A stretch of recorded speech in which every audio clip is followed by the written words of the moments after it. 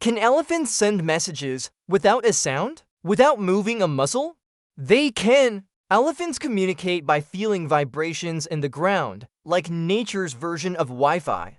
Low-frequency rumbles travel through the earth, and other elephants can detect them using the sensitive pads on their feet, even from several miles away.